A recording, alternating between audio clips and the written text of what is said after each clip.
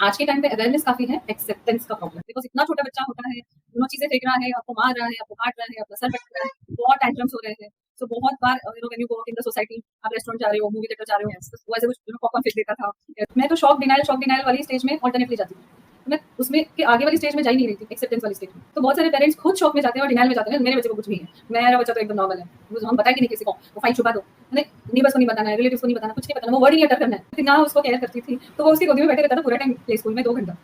तो टीचर बोलती थी ठीक है, चलेगा, ये भी चलेगा। फिर धीरे-धीरे करके टीचर ने ही बोला कि आप अभी दीदी को आना बंद कर दो। तो ऐसे करके हम लोगों ने उसको सिखाया कि बिना शैडो टीचर आप स्कूल कैसे जाओगे। हेलो फ्रेंड्स, स्वागत है आप सभी का whisper of wellness the homeopathic podcast series. और मैं हूं आपकी homeopathic friend doctor Shilpa Tambekar.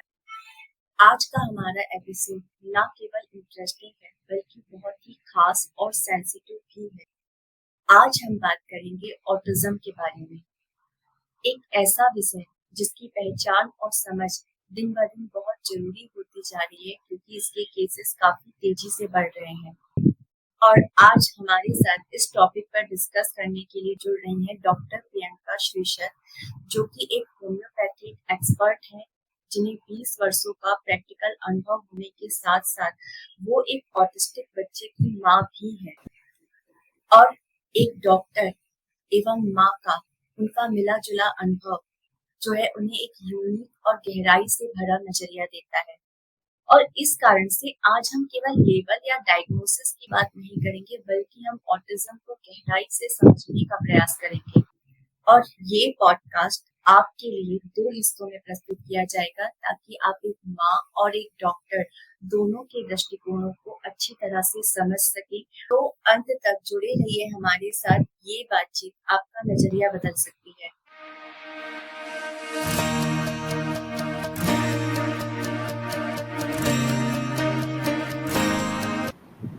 So let's welcome Dr. Priyanka Shrishad from Mumbai. Welcome, Dr. Priyanka. Hello, Shilpa. Thank you. Thank you for welcoming to your channel, Shilpa's Health Corner. It's a very good channel, and I was very interested to do this with you. And मुझे ये opportunity देने के लिए बहुत धन्यवाद, Shilpa. I'm very excited to be here. Same here ma'am, क्योंकि आज का हमारा टॉपिक भी बहुत इंटरेस्टिंग है और साथ ही साथ बहुत सेंसिटिव भी है। तो जैसे कि आज का हमारा टॉपिक है ऑटिज्म लेबल से परे, तो सबसे पहले आप हमारे व्यूअर्स को ये बताइए कि एक्चुअली में ऑटिज्म होता क्या है, और मतलब बहुत भारी भरकम शब्दों में नहीं, सिंपल और आसान शब्दों में। देखो, लेबल से परे हमको ऑटिज्म को समझने का टाइम आ गया है, क्योंकि ऑटिज्म, एडीएचडी जो भी है, ये सारे ना वर्ड्स हैं, ये डायग्नोसिस हैं, ये लेबल्स हैं। मैं ये एफर्ट ले रही हूँ क्योंकि हमें कंबाइनली एक मैसेज देना है, not only to the medical fraternity but एक कॉमन मैन को भी, कि जैसे एज अ पेरेंट मुझे एक चीज़ कन्वे करनी है कि ऑटिज्म एक बहुत सिंपल वे में अगर आपको समझना है ना, और जैसे मैंने समझा है, तो मैं मेरा वे बताती हूँ आपको कि मैंने ये समझा कि एक ऑटिज्म के बच्चे की माँ होने के नाते मुझे ये एक्सेप्ट करना है, वेरी सिंपली एक्सेप्ट इट, कि आपके बच्चे की एक अलग दुनिया है, आपकी एक अलग दुनिया है। जैसे एक पैरेलल यूनिवर्स है, जस्ट इमेजिन कि अपनी एक अपना एक यूनिवर्स है और एक दूसरा यूनिवर्स है।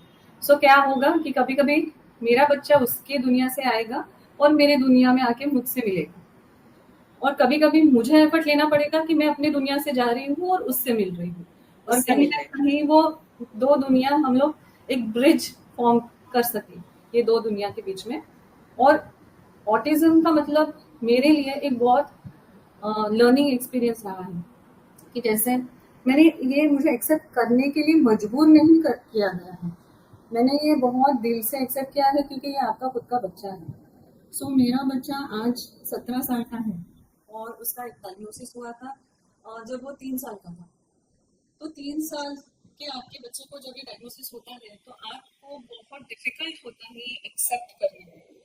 और ये मेरा फर्स्ट लेसन था लाइफ में, कि एज ए मदर आप बाकी सारा चीज कर सकते हो जो आप खुद मालूम है, एक manual as a mother, but autism का कोई मैनुअल नहीं होता। सो आपको ऑन द गो सब सीखना पड़ता है। तो फर्स्ट लेसन मैंने लाइफ में ये सीखा है कि जो भी है उसको एक्सेप्ट करना है, और शायद वैसे ही मैं बन गई। सो ऑटिज्म मेरे लिए एक लर्निंग एक्सपीरियंस, एक हम्बलिंग एक्सपीरियंस हुआ है कि नहीं मैं एक्सेप्ट नहीं करूंगी, ऐसे चीज नहीं कर सकते हो आप। जैसे मैंने अनकंडीशनल लव देना सीखा है, क्योंकि रिटर्न में आपको मिलता नहीं है। जैसे आपको ये एक्सेप्ट करना पड़ता है कि हम थोड़े अभी अलग हैं सोसाइटी में, सो यस। हमको थोड़ा अलग देखा जाएगा, हमारी लाइफ थोड़ी डिफरेंट होगी। जैसे बच्चा एकेडमिकली एक्सेल नहीं करेगा, या वो डॉक्टर इंजीनियर नहीं बन पाएगा। सो इतनी छोटी छोटी बातें होती है, बट जो गुजर रहा है उसके लिए बहुत बड़ी बात होती है। सुनने में बहुत मुझे लगता है कि हाँ ठीक है, व्हाट्स द बिग डील, कर लो एक्सेप्ट। बट ये फर्स्ट लेसन था, और वहां से मैंने सीखा कि अगर आप आपकी सारा छोड़ देते हो, ईगो छोड़ देते हो कि नहीं नहीं ऐसे कैसे, मेरे साथ ये कैसे हो गया, तो ये मैं छोड़ना पड़ेगा आपको। तो आप में एम्पैथी डेवलप हो जाती है, या आप एक एम्पैथी डेवलप करना पड़ता है आपको, क्योंकि आपको ये समझ में आ जाती है कि यार ये कितना टफ है।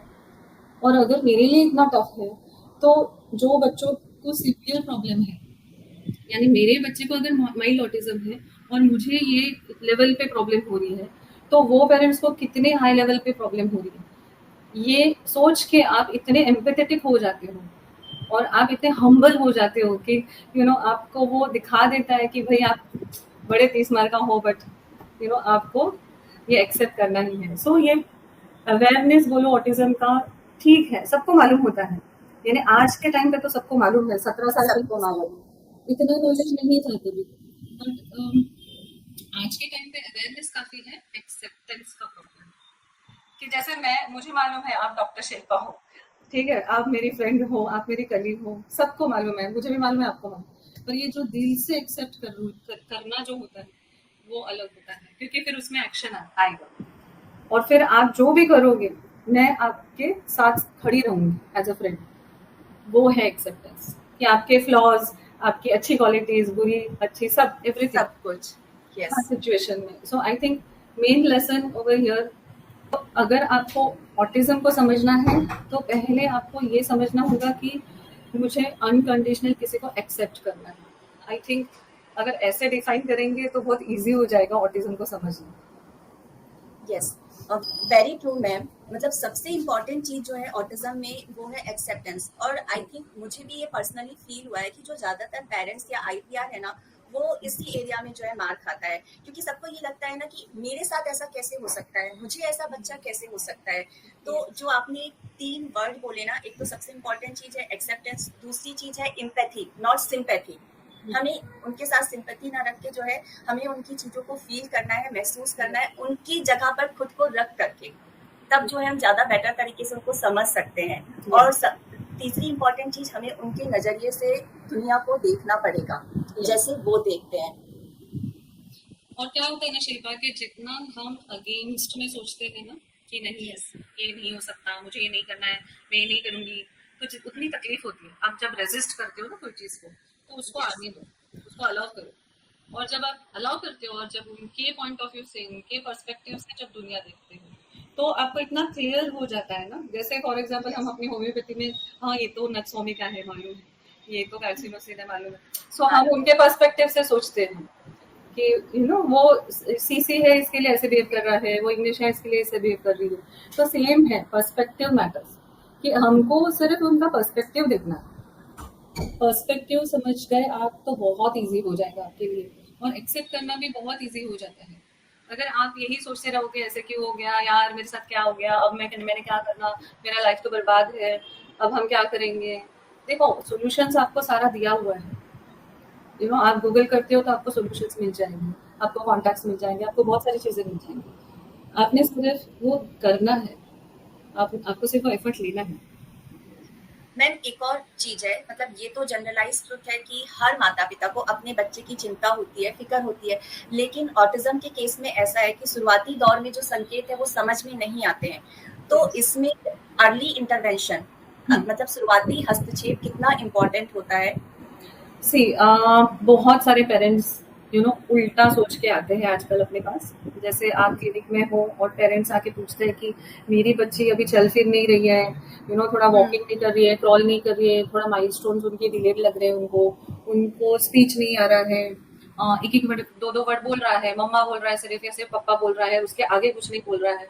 सो ये छोटे छोटे ना टेंशन होती है, स्ट्रेस लेते हैं पेरेंट्स कि मेरे बच्चे को ऑटिज्म तो नहीं है, जैसे कि हाँ। गूगल पे पढ़ के सब लोग सोचने लगते हैं। तो हम्म। मेरा कहना ये है कि आपके बच्चे को ऑटिज्म हो या ना हो, आप ये समझ के चलो कि पहली बात तो वो जो भी करेगा वो अपने टाइम पे करेगा।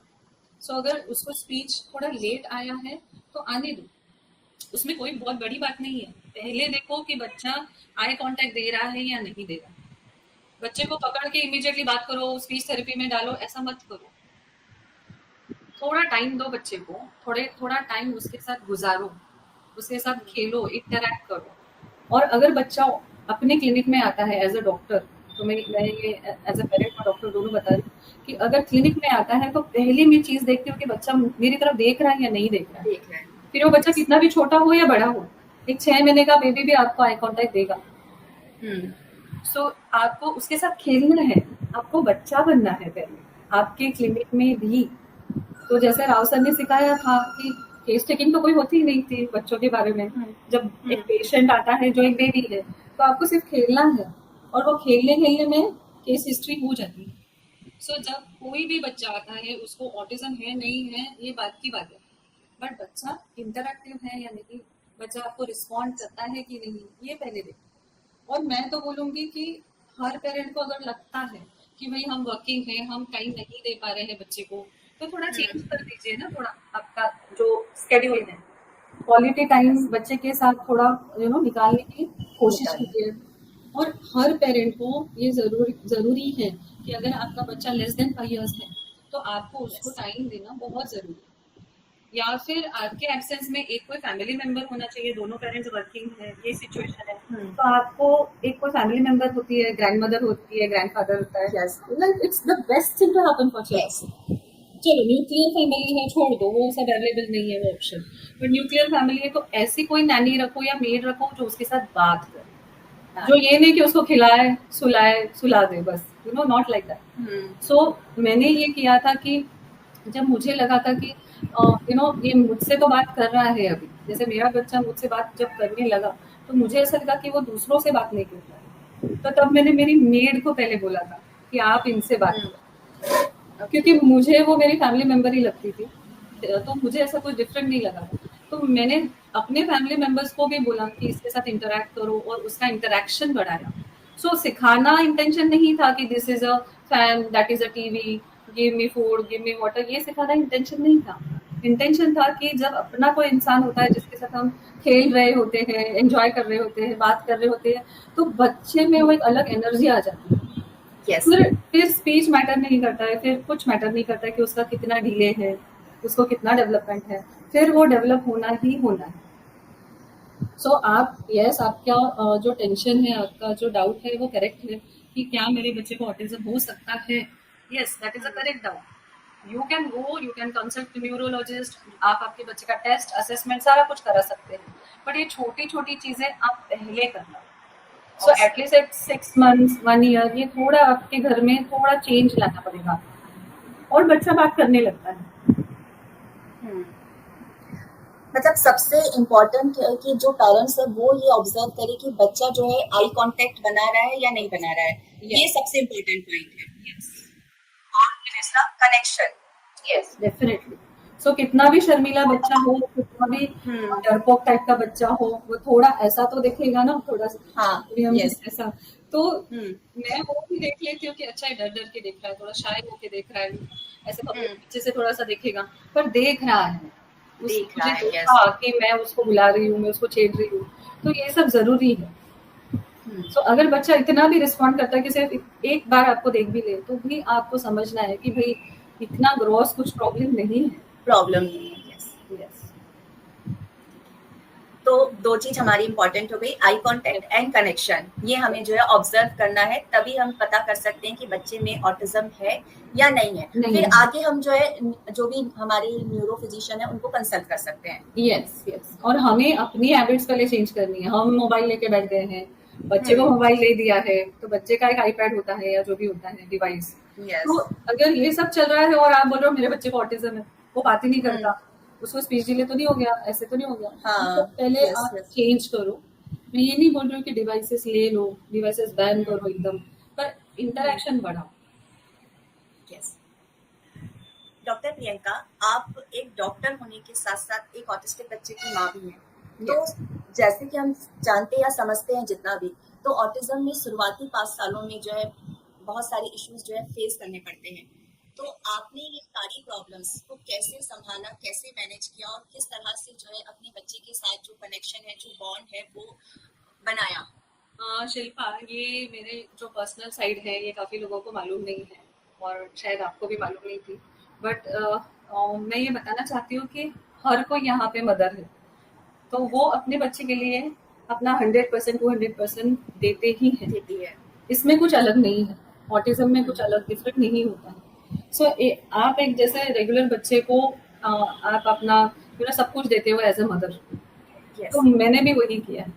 मुझे ऐसा लगता है कि मैंने बहुत कुछ डिफरेंट नहीं किया है, बस थोड़ी थोड़ी डिफरेंट चीजें मुझे करनी पड़ी बिकॉज सिचुएशन ने डिमांड किया।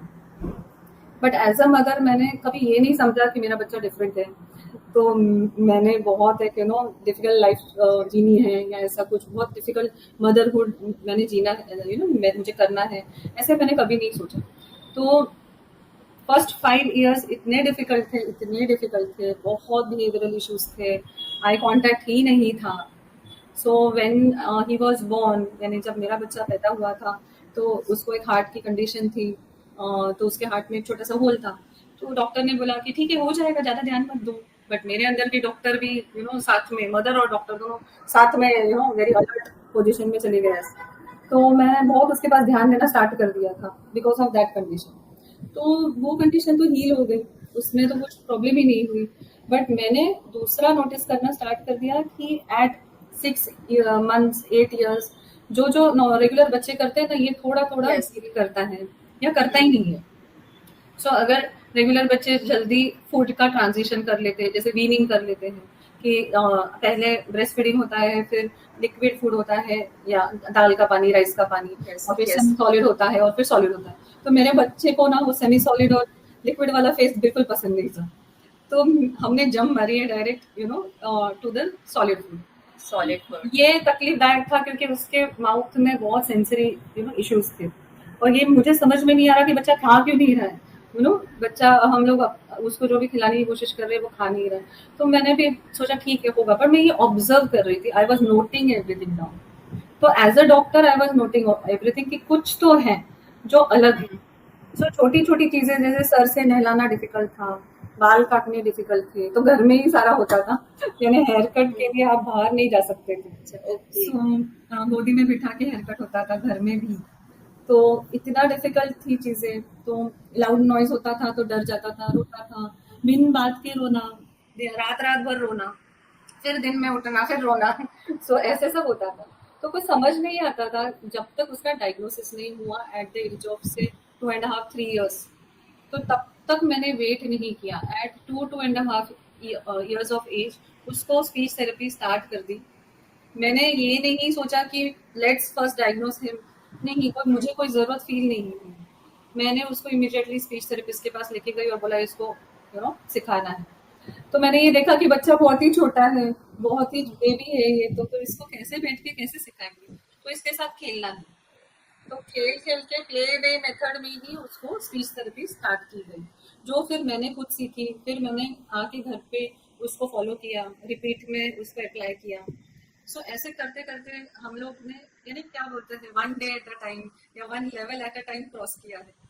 और मुझे ये समझ में आ गया कि बच्चे का आईक्यू ओके है, एवरेज अबो एवरेज जो भी है। उसका ग्रास्पिंग अच्छा हो रहा है।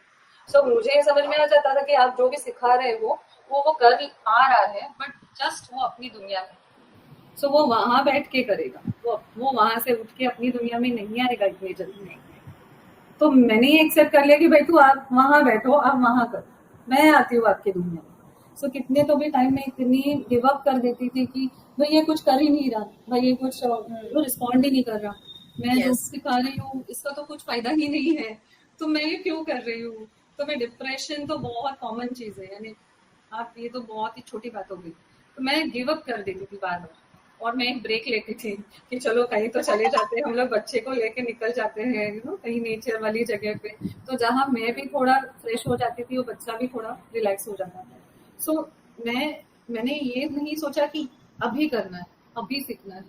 दूसरे बच्चे कर रहे हैं इसलिए मेरे बच्चे को भी वही आना चाहिए। मैं ये प्रॉब्लम नहीं थी। सो मैंने कभी कंपैरिजन नहीं किया, या मैं वो रेस में नहीं दौड़ना चाहती थी। यस। सो वो पता नहीं वो इनेट नेचर है या मेरा थॉट प्रोसेस है, बट वो काम आ गया। सो प्रेशर मेरे ऊपर जितना था या बच्चे के ऊपर बहुत प्रेशर था कि अभी मुझे फटाफट सब सीखना है, फटाफट स्कूल जाना है, फटाफट सब एकेडमिक्स करना है, ये सब मैंने नहीं किया। मैंने बोला करने दो उसको, जब करेगा तब ठीक। तो जब भी मैंने गिव अप किया, मैंने ब्रेक लिया, मैंने खुद को पहले संभाला। और ये बहुत इंपॉर्टेंट है बिकॉज इतना छोटा बच्चा होता है, चीजें फेंक रहा है, आपको मार रहा है, आपको काट रहा है, अपना सर पटक रहा है, बहुत टैंट्रम्स हो रहे हैं। सो बहुत बार when you go out in the society, आप रेस्टोरेंट जा रहे हो, मूवी थिएटर जा रहे हो, Yes. तो वो ऐसे कुछ पॉपकॉर्न फेंक देता था, ऐसा कुछ कर देता था, फोक फेंक देता था रेस्टोरेंट में। तो मैं ऐसे कि ठीक है, इट्स ओके, छोटा बच्चा है, but Awkward. Very awkward. So Yes. आपकी सोशल लाइफ पूरी जीरो हो जाती है, और आपको वो एक्सेप्ट आप इजीली कर लेते हो बिकॉज ठीक है, अभी सिचुएशन है, ठीक है, कोई बात नहीं। बट उससे ना आप डाउन चले जाते हो, आप सोसाइटी से थोड़ा कट फील करते हो। और मैंने ये अपने साथ नहीं होने दी। मैंने ऐसे लोग ढूंढे और मेरे लाइफ में टचवुड ऐसे लोग आए कि जैसे कि मेरे जो नेबर्स हैं, they are like our family members. तो मेरा बच्चे को मालूम ही नहीं था कि वो उसकी रियल नानी या दादी नहीं है, तो वो उसको अम्मा ही बुलाते थे, या वो उनको कजिन समझते थे अपना। तो इतना केयरिंग लोग हमारे नेबर्स थे। तो बचपन से जैसे मेरी फैमिली है, मेरे पेरेंट्स हैं, वो बहुत सपोर्टिव थे। तो मुझे ऐसे कभी लगा नहीं कि यार I am without support and I should now just give up. तो मेरे जर्नी में ये पहले 5 साल बहुत इंपॉर्टेंट थे, बहुत डिफिकल्ट थे। बट एक टाइम आया जब मुझे अच्छे से याद है कि 1 घंटा मेरा बच्चा सिर्फ कटोरी फेंक रहा था, फेंकता था ऊपर, वो नीचे गिरती थी, और 1 hour he only wanted to do that, और उसको कुछ थेरेपी सीखना नहीं था और उसको कुछ करना नहीं था। तो मैं गिव अप कर दी, मैंने ओके लेट्स डू दिस। सो मैंने और एक कटोरी ली और उसके साथ वही एक्शन, वही गेम खेला, क्योंकि वो रेगुलर अपना गेम नहीं खेल सकते हैं, टॉयज के साथ उनको कोई इंटरेस्ट नहीं होता है। स्पिनिंग में इंटरेस्ट होता है, तो ऐसा कटोरी लेना है और स्पिन करना है। और तो ये हम लोगों ने कंटिन्यूस किया। तो उसने देखा कि ओ, अब ये मुझे कॉपी कर रही है, तो अब ये मेरे जैसे बिहेव कर रही है। उसने तब वो कटोरी नीचे रखी कि अभी बस हो गया। So after that 1 hour I realised कि मैं उसको ऑर्डर नहीं कर सकती, चीज़ें मेरे कंट्रोल में नहीं है। आपको बहुत खुद को पता नहीं, जो भी समझ रही हो कि मैं मदर हूँ, मैं कुछ करूँगी, मैं ये ऐसे सिखाऊंगी, वैसे सिखाऊंगी। जब मैंने उसके साथ बैठ के सेम उसका गेम खेला, तब उसको रियलाइज हुआ कि चलो ठीक है, अब मैं आपसे सीखने को रेडी हूँ। तो ये मैंने सिर्फ ऑब्जर्वेशन से और एक्सपीरियंस से सीखा कि बच्चे के साथ नॉन वर्बल कम्युनिकेशन कैसे करना है। कि अगर बच्चा कुछ कर रहा है तो ये मत बोलो कि उसे साइड रखो, चलो चलो ये सीखते हैं, ABCD करते हैं, कलर नेम Yes. करते हैं, वो मत करो, वो आ जाएगा उसको।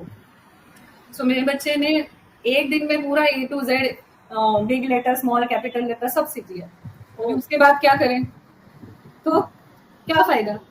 बार बार आप उसको A फॉर एप्पल और B फॉर बॉल ही सिखाओगे तो कोई फायदा नहीं होगा। तो मैंने उसको अलग चीजें सिखानी स्टार्ट कर दी कि जैसे कम्युनिकेशन है, या कुछ आपको नैरेट करना है, या जो भी है, सोशल इंटरेक्शन है। सो पहले 5 साल में आप सिर्फ एकेडमिक्स पे फोकस नहीं करना है, आप इंटरेक्शन पे फोकस करो, अलग अलग लोगों को लेके आओ, आपके फैमिली मेंबर्स को। जैसे मेरी एक नीस है, तो जब मेरा बच्चा 6 साल का था, 5 साल का, तो वो 12 साल की थी, तो मेरी नीज उसको सिखाती थी और वो सारा सीखता था उससे। तो कुछ नहीं, सिंपल था कि आइडेंटिफाई करना है कि ये स्पेलिंग है और ये पिक्चर है, ऐसे सिंपल सिंपल चीजें थी। बट इंटरेक्शन, वो उसका जो ओबे ओबे करना है, कि एक बच्ची होने के बावजूद भी वो अपने सिस्टर का ओबे कर रहा है, उसे सीख रहा है, ये बहुत इम्पोर्टेंट है। क्योंकि फिर वो जाके अपने टीचर का ओबे करेगा, फिर वो जाके सोसाइटी में बाहर वालों को सुनेगा। तो अगर घर में ही आप अलग अलग लोगों को उससे इंटरेक्ट करवाते हैं, सो ये बहुत जरूरी है। कि जैसे उसको स्कूल में बैठना नहीं आता था, जब मैंने उसको प्ले स्कूल में एडमिट किया, बहुत छोटा था। कितना होता है, बच्चे कितने होते हैं प्ले स्कूल के एज में? बहुत ही, Yes, 3. डायपर वाइपर में होते हैं तब तक। तो स्कूल ने मुझे बोला नहीं नहीं, you will have to send shadow teacher with him. तो मैंने बोला ठीक है, देखेंगे, जस्ट गिव मी 6 months। तो मैंने मेरी मेड को भेज दिया उसके साथ शैडो टीचर बना के, और वो उसके साथ इतना अटैच था, पूरा टाइम उसके गोद में बैठा रहता था और उठता ही नहीं था, तो क्लास डिस्टर्ब होती ही नहीं थी। तो उनका जो क्राइटेरिया था कि क्लास डिस्टर्ब नहीं होना चाहिए, बच्चा एक जगह पे बैठना चाहिए, और इसमें हाइपर एक्टिविटी होती है ऑटिज्म में, तो बच्चा बैठ नहीं पाता था, तो वो क्या करती थी, ऐसे गोदी में उसको बिठा लेती थी। तो और वो अनएजुकेटेड थी, अनएजुकेटेड गर्ल, जिसको इंग्लिश का ए भी नहीं आता था, बट वो इतना उसको केयर करती थी, तो वो उसकी गोदी में बैठे रहता था पूरा टाइम प्ले स्कूल में 2 घंटा। तो टीचर बोलती थी ठीक है चलेगा, ये भी चलेगा। फिर धीरे धीरे करके टीचर ने ही बोला कि आप अभी दीदी को आना बंद कर दो। तो ऐसे करके हम लोगों ने उसको सिखाया कि बिना शैडो टीचर आप स्कूल कैसे जाओगे। फिर वापस जब वो हायर क्लास में गया, सेम चीज सेम बोला गया कि आपको शैडो टीचर के साथ ही बच्चे को भेजना है।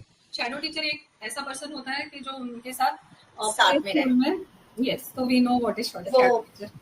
परछाई की तरह रहे उनकी। Yes yes. और मेरे बच्चे ने मुझे, मैंने जब उनको इंट्रोड्यूस किया ये कॉन्सेप्ट ऑफ शैडो टीचर, मुझे ऐसा लगा कि वो नहीं चाहता है, उसकी मर्जी नहीं है कि उसके साथ कोई शैडो बन के घूमे बिकॉज उसको आदत नहीं थी।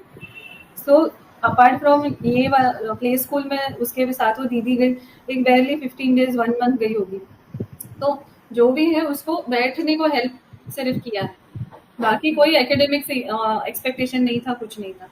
पर जब वो हायर क्लासेस में गया तो एकेडमिक एक्सपेक्टेशन था, और वहां मुझे लगा कि इनफैक्ट अभी अगर शैडो टीचर आ गई तो उसको डिस्टर्ब होगा और उसको नहीं चाहिए। तो हमने उसको रिवॉर्ड सिस्टम स्टार्ट किया।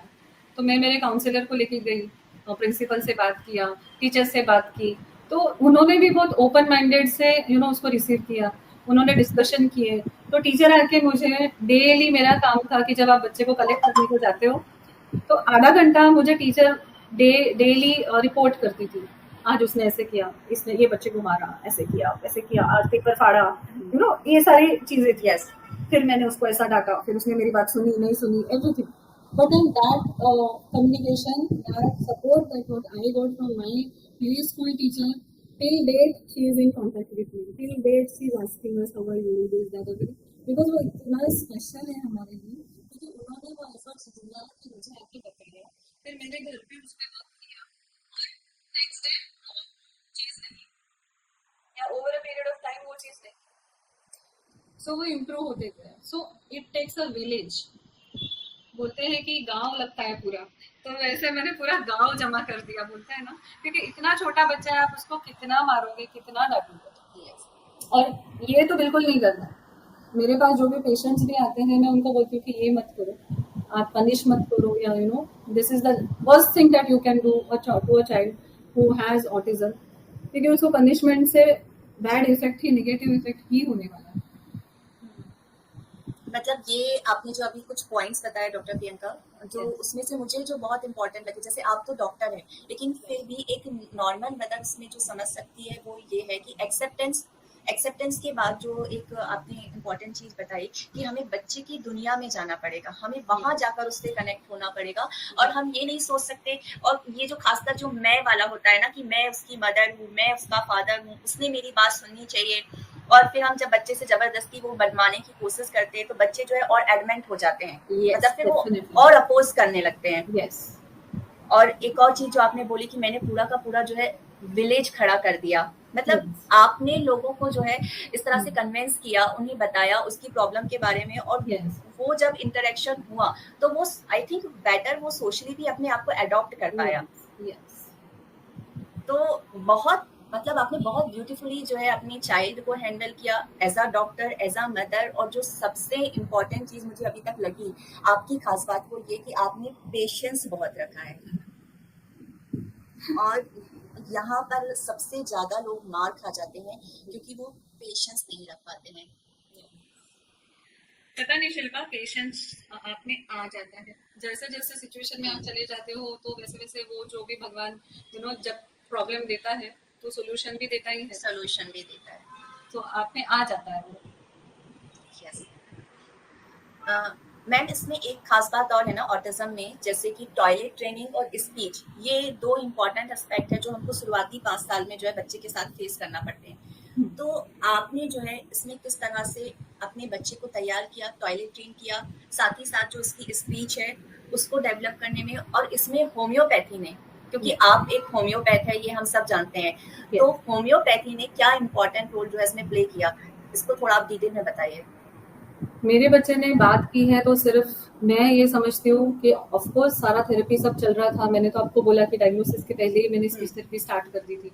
बट मेरा ये मानना है कि मेरे बच्चे ने स्पीच जब आया है उसको, तो वो सिर्फ होम्योपैथी की वजह से आया है। तो क्योंकि जब मुझे पता चला कि मैंने सारा कुछ कर लिया है अब क्या बाकी है, तो होम्योपैथी बाकी थी। और मुझे नहीं मालूम था पहले, तो ऑटिज्म क्या होता है वो मालूम नहीं था।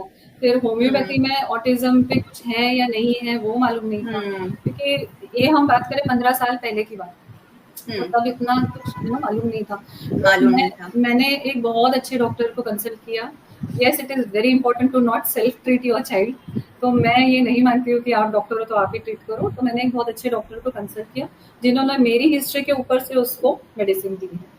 तो एट द एज ऑफ 3.5 उसने अपना फर्स्ट वर्ड अटर किया है आफ्टर होम्योपैथी ओनली, बिकॉज उसके पहले 1 साल मैंने उसको स्पीच थेरेपी दिया है, सब कुछ किया है। बट मैं होपलेसनेस के टुवर्ड्स जा रही थी, और तब मैंने जाके उसको जब दवाई दी, तो दवाई के बाद विद इन 20 days 1 month ही started uttering 1 word 2 words then small sentences.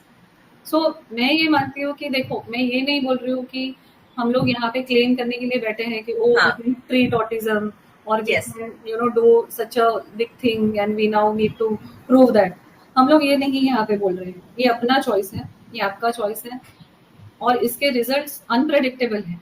सो यहाँ पे मैं ये नहीं बोलूंगी कि आप दो ही, आपको जो ठीक लगता है, जैसे बाकी लोग काफी डिफरेंट डिफरेंट चीजें करते हैं पेरेंट्स, डाइट उनका कुछ अलग कर देते हैं बच्चे का, जैसे ग्लूटेन फ्री डाइट है या कुछ और थेरेपी, एबीए थेरेपी है, कुछ और थेरेपी है, बहुत सारी चीजें हैं करने के लिए। पर मैंने ये की है, ये मेरा केस है, नॉट नेसेसरी कि हर केस सेम हो। सो बट इसमें हार्म कुछ नहीं है देने में, साइड इफेक्ट नहीं है, कुछ नहीं। So why not to give each and every child with autism one medicine which is very safe, gentle, and it goes deep action, that is homeopathy. Why not to give that? And I have experienced it. अभी तक, आज तक मेरा बच्चा, यानी मैं तो बोलती हूँ ऑटिज्म नॉन ऑटिज्म, हम खुद होम्योपैथी लेते हैं, तो मेरा बच्चा आज भी जब भी वो डिस्टर्ब हो जाता था, थोड़े उसके बिहेवियर इश्यूज हो जाते थे, तो मैं उसको होम्योपैथी ही दिलाती थी। फिर वो कोई भी मेडिसिन हो, होम्योपैथी की जो भी स्टेट वाइज मेडिसिन है उसकी, वो उसको देना है। तो कब वो उसको कार्सिनोसिन लगा है, कभी उसको इग्नेशिया लगा है, कभी उसको कोई और मेडिसिन लगी है। सो ये आप मत सोचो कि ऑटिज्म है कोई बच्चे को तो आप उसको अलग वे में ट्रीट करोगे एज अ डॉक्टर। तो आप उसको वही, जैसे आप एक रेगुलर बच्चे को ट्रीट करते हो वैसे ही ट्रीट करना है। सो स्पीच थेरेपी में क्या होता है कि आपको ना एक थेरेपिस्ट के पास अगर रिजल्ट नहीं आ रहा है तो आप प्लीज दूसरा कोई थेरेपिस्ट आप सर्च करें, जहाँ पे मे बी एक थेरेपिस्ट के साथ बातें क्लिक नहीं होती है, बच्चे का वो रैपो बिल्डिंग में थोड़ा प्रॉब्लम होती है, तो डोंट ब्लेम द थेरेपिस्ट और don't blame that therapy, go to your next option. क्योंकि जब मैंने देखा कि मेरा बच्चा इतना इम्प्रूव नहीं हो रहा है, पहले थेरेपिस्ट के पास जितना सीखना था सीख गया है, पर मुझे उसको और बेटर कम्युनिकेशन सिखाना है, तो फिर आपको थेरेपिस्ट चेंज करना है, तो डू इट।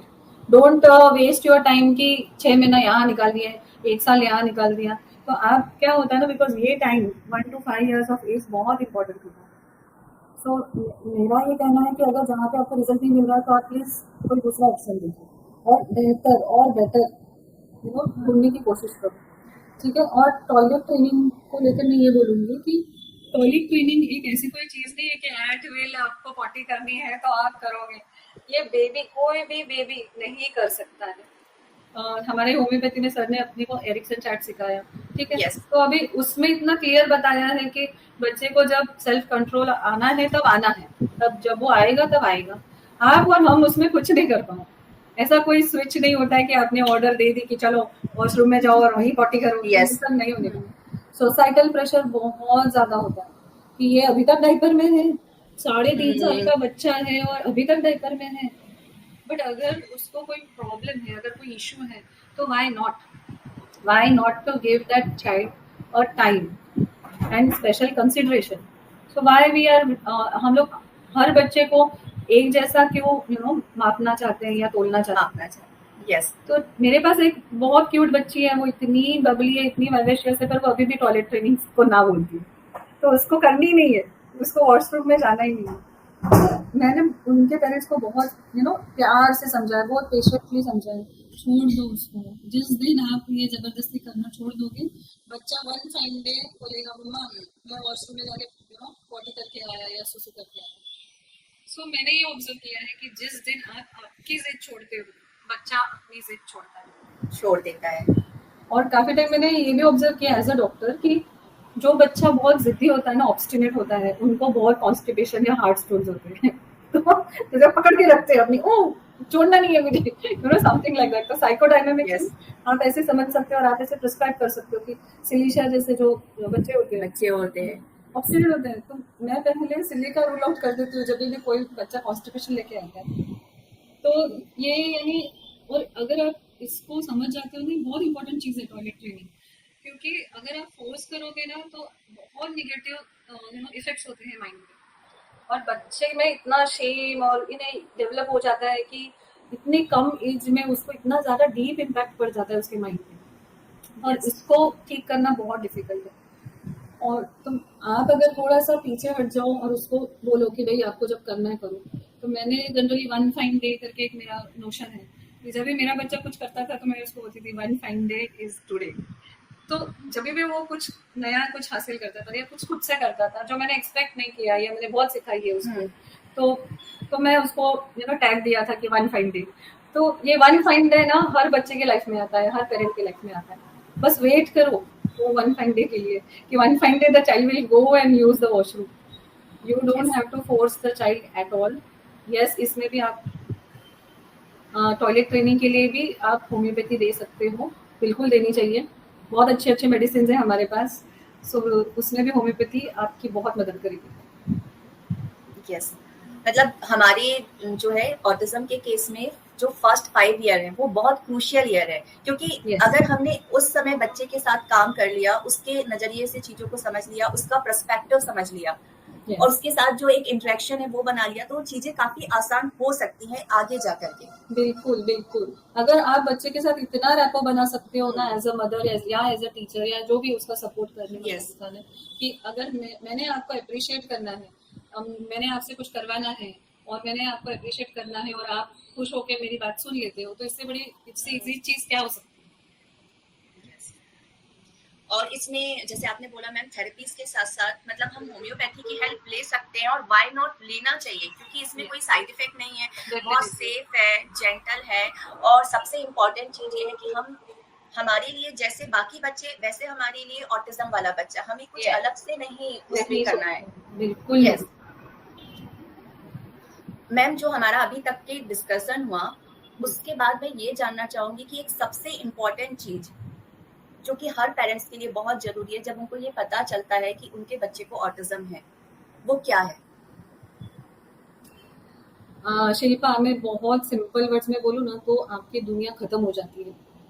यानी जब ये डायग्नोसिस आपको बोला जाता है कि आपका बच्चा अलग है, आपका बच्चा बात नहीं कर पाएगा मे बी, क्योंकि तब आपको इतनी डरावनी चीजें बता दी जाती हैं यस जो आपको रियल लगती है। क्योंकि कोई प्रेडिक्ट नहीं कर सकता है कि एक 6 महीने का बेबी, 2 साल का बेबी, 7 साल का जब होगा तब वो कैसा होगा। कोई प्रेडिक्ट आज आप और मैं प्रेडिक्ट नहीं कर सकते हो कि कल क्या होगा, 5 साल के बाद क्या होगा। तो जब आपको बताया जाता है कि आपका 2, ढाई, 3 साल का बेबी है, जनरली ऑटिज्म का डायग्नोसिस यही टाइम में होता है, क्योंकि तब तक बच्चा थोड़ा बहुत इंटरैक्टिव होता है, या फिर तब वो जब बैबल नहीं करता है, जब उसका स्पीच नहीं आता है जैसे नहीं मम्मा आता है। तो तभी डायग्नोसिस होता है। तो जब और एक ऐसा भी होता है स्टेज जहाँ पे बच्चा स्टार्टिंग में सारा कुछ कर लेता है, इंटरैक्ट करता है, आई कॉन्टैक्ट देता है, सब कुछ करता है, और फिर रिग्रेस हो जाता है। सो एट 2.5 years ऑफ एज बच्चा इंटरैक्ट करना छोड़ देता है एकदम से, और आई कांटेक्ट देना छोड़ देता है। तो तब पेरेंट्स को लगता है कि कुछ गड़बड़ है, और तब वो अपने पीडियाट्रिशियन और फिर पीडियाट्रिशियन न्यूरोलॉजिस्ट के पास भेजते हैं। सो तब जाके डायग्नोसिस होता है।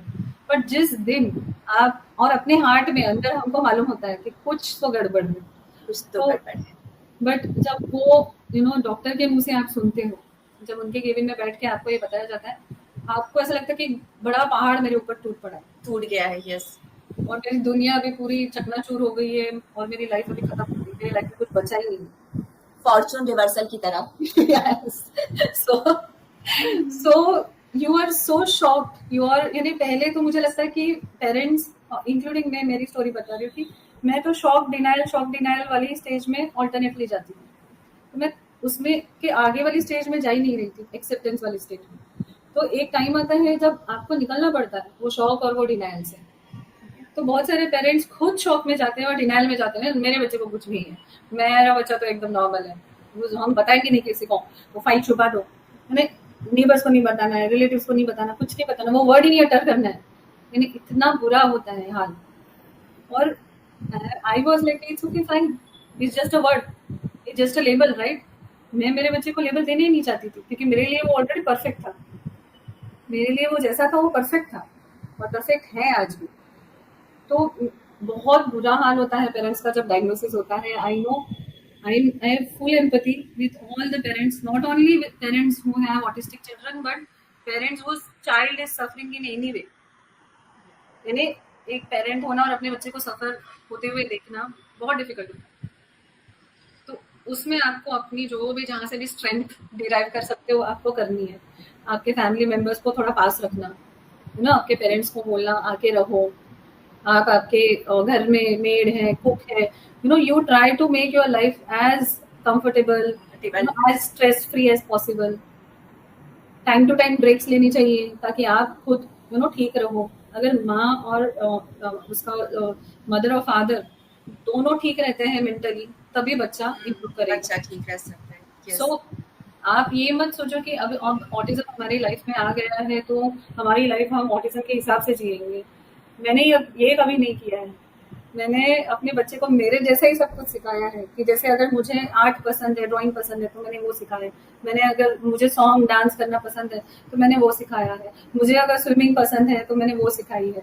तो अगर आपको ये अभी अभी पता चला है कि आपके बच्चे को ऑटिज्म है, तो उस पर ना वर्क करना स्टार्ट कर देना, वो डिले मत करना। जितना जल्दी हो सके उसको थेरेपी देना, जितना जल्दी हो सके उसके आजू बाजू ऐसे लोग रखना कि जो उसके साथ बहुत बात करे, जो बहुत इंटरेक्ट करे। और सबसे बड़ी बात कि आपका मूड और आपका emotional state is going to reflect on the child's emotional state. तो पहले आप ठीक रहना, आप खुश रहना। बच्चे के आजू बाजू ऐसा कोई मातम मनाने वाला एनवायरनमेंट नहीं होना चाहिए।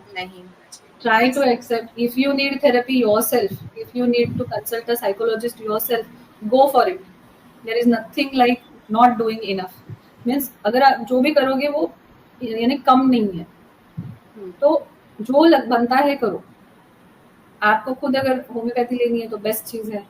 आपको खुद का ख्याल रखना है ताकि आप बच्चे का ख्याल रख सकें। और आप आपके लाइफ में ब्रेक मत लगाना। आपको अगर करियर परस्यू करना है तो वो करो, आपको आपकी सोशल लाइफ मेंटेन करनी है तो वो करो। आपको जहाँ सेफ लगता है बच्चे को साथ में लेके जाओ। आपको लगता है कि नहीं ये कुछ नहीं होने वाला है, यहाँ पे ये थोड़ा डिफिकल्ट होने वाला है, तो वहाँ पे बच्चे को लेके जाना अवॉइड करो।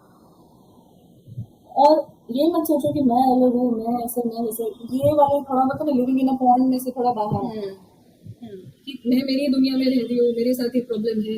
जाके आपको देखना है कि कहाँ कहाँ कितना कितना प्रॉब्लम ज्यादा है, और भी बहुत ज्यादा प्रॉब्लम है।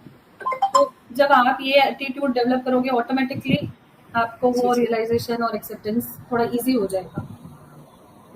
तो आप आपके सपोर्ट सिस्टम को स्ट्रॉन्ग करो, बात करो उसके बारे में, जितना बात करोगे उतना अच्छा है, उसको दबाओ नहीं। मैंने अपना एक पेरेंट्स का सपोर्ट ग्रुप बनाया था, जहाँ पे जो पेरेंट को जो लगता है वो सब अपना भड़ास निकाल सकते हैं, या एक दूसरे को हेल्प कर सकते हो कि क्या आपको कोई स्पीच थेरेपिस्ट मालूम है तो मैं आपको अपना कॉन्टैक्ट दे सकती हूँ, या हम लोग बुक्स शेयर करते थे, या ऐसा कोई सपोर्ट सिस्टम फॉर्म करने की कोशिश करो। सो बहुत सारे ग्रुप्स हैं जहाँ पे आप जा सकते हो, आपको सपोर्ट मिलेगा, गाइडेंस मिलेगी, या फिर सिर्फ एक लिसनिंग ईयर मिलेगा कि yes I know, I understand how you are feeling, I know your pain. तो आपको आपके जैसे बहुत पेरेंट्स मिलेंगे वहाँ पे। सो अगर ये मत सोचना कि कुछ नहीं है, कुछ पॉसिबल नहीं है, बहुत कुछ पॉसिबल होता है। जितना पॉसिबल होता है उतना करो और बाकी का छोड़ दो। Thank you ma'am. आज का जो हमारा ये डिस्कशन रहा है मुझे लगता है ये काफ़ी लोगों को जो है, काफ़ी पेरेंट्स को हेल्प करने वाला है, क्योंकि आज हमें कुछ बहुत इंपॉर्टेंट चीज़ें, जो हमारा ये फर्स्ट पार्ट है, फर्स्ट 5 क्रूशियल ईयर्स है, उसके बारे में समझा है कि एज अ पेरेंट्स ना हमें क्या करना बहुत ज़रूरी है। एक बहुत इंपॉर्टेंट चीज़ जो मैम ने बोली है कि सबसे पहला पॉइंट है एक्सेप्टेंस का, दूसरा इंपॉर्टेंट पॉइंट है एम्पैथी का। हमें उनके लिए सिंपैथी ना रख करके एम्पैथी रखना है, उनके पर्सपेक्टिव से चीज़ों को समझना है और उनकी दुनिया को उनके हिसाब से समझना है। हमें ये नहीं सोचना है कि हम as a mother, as a father, as a society उनको ऑर्डर दे सकते हैं। हमें उनके नज़रिए से चीज़ों को देखना पड़ेगा, समझना पड़ेगा। ऑटिज़्म मतलब कोई बीमारी नहीं है, बस एक सोचने समझने का और दुनिया को परसीव करने का एक अलग नज़रिया है। ये चीज़ें हमें समझनी होंगी और बहुत पेशेंटली जो है अपने बच्चे के साथ डील करना पड़ेगा, ताकि वो सोसाइटी में और आगे जाकर जो है अपने फ्यूचर में जो है अपनी ये चीज़ों को आसान कर सके। और आज डॉक्टर प्रियंका ने हमें बहुत अच्छे से, बहुत ब्यूटीफुली ये चीज़ें समझाई हैं और होप इस डिस्कशन से आप सभी को बहुत हेल्प मिलेगी। और अब हम मिलेंगे नेक्स्ट पार्ट में आगे की जर्नी के लिए कि आफ्टर 5 ईयर हमें किस तरह से अपने बच्चे को एज अ एजुकेशन, उसके फ्यूचर के लिए और किस तरह से उसको सोशली जो है हमें इस लायक बनाना है कि वो समाज में, सोसाइटी में जो है उठ सके, उनके साथ इंटरेक्ट कर सके और अपने पैरों पर खड़ा भी हो सके। तो हम मिलेंगे नेक्स्ट एपिसोड में, तब तक हंसते रहिए, मुस्कुराते रहिए और अपने मन की आवाज़ सुनते रहिए। Thank you very much. Thank thank you. You ma'am. Thank you so much.